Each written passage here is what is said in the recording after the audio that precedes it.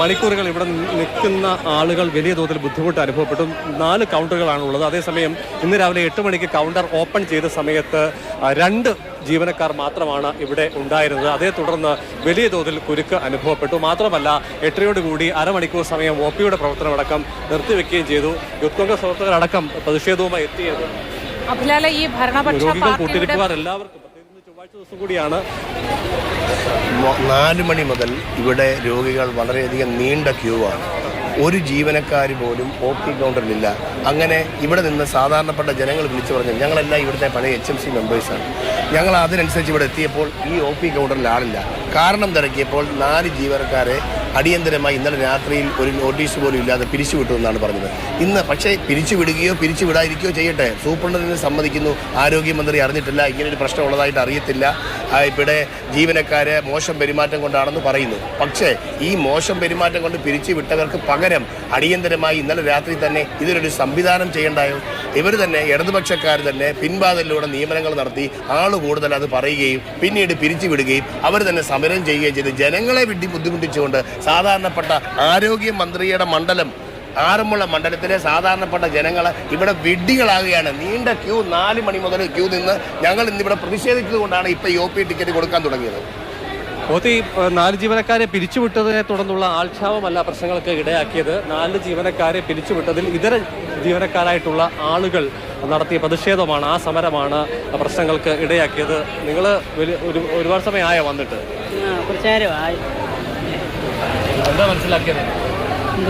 എന്താ മനസ്സിലാക്കിയത്? സംഭവം മനസ്സിലായില്ല. ക്യൂവിന്റെ ഏറ്റവും പിന്നിൽ നിൽക്കുന്ന ആളുകളാണ്. മുൻവശത്ത് നിൽക്കുന്ന ആളുകളുമായിട്ടൊന്ന് സംസാരിക്കാം. അവർ ഈ സമയത്ത് എത്തിയവരാണ് എന്ന് ഒരുപക്ഷെ പ്രതികരിക്കാൻ സാധ്യതയുണ്ട്. ഇന്ന് ചൊവ്വാഴ്ച ദിവസമാണ്. ഞാൻ മുൻപ് സൂചിപ്പിച്ചതുപോലെ തന്നെ ഇന്ന് കാർഡിയോളജി OP ഉള്ളതിനാൽ സാധാരണയിൽ കവിഞ്ഞ തിരക്ക് അനുഭവപ്പെടാറുണ്ട്.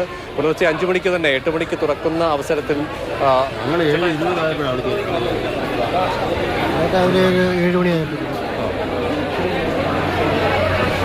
വന്ന സമയത്ത് കിട്ടിയില്ല. 3 മണിക്കൂറോളം നിൽക്കുക. ഞങ്ങൾ 6 മണി മുതൽ നിൽക്കുക അവിടെ.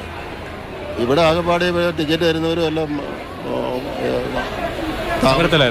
സംസാരവും ബഹളമൊക്കെ. ഇന്നിപ്പം ടിക്കറ്റ് ഇതുവരെ കിട്ടിയില്ല. ഏത് ഡോക്ടറെ കാണാനായിരുന്നു? ഹാർട്ടിന് ഞങ്ങളിൽ 6:30 എണ്ണ വന്ന കാർഡിയോളജിയാണ്. എനിക്ക് പക്ഷേ ടിക്കറ്റ് കിട്ടി. ഇവരെ പിന്നെ പരിചയം കൊണ്ട് ഇവരെ കാണാൻ നിൽക്കുക. വേണ്ടത്ര ഇതില്ല ഇവിടെ.